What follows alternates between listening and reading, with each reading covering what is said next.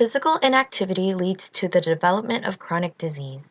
Chronic diseases such as cardiovascular or heart disease and type 2 diabetes are among the most common yet preventable of all health problems. In the year 2012, statistics have shown that 1 in 4 adults had 2 or more chronic health conditions. According to the CDC in the year 2014, 7 of the top 10 deaths reported were of chronic diseases. Lack of exercise or physical activity is still one of the major health risk behaviors contributing to the progression of chronic disease.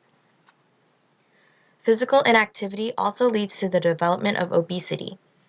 Although obesity is a complicated, multifaceted disease, lack of physical activity is one of the major contributing factors alongside poor diet and genetics. According to data from the CDC monitoring adults from 2011 to 2014, one-third in the U.S. had been diagnosed with diabetes.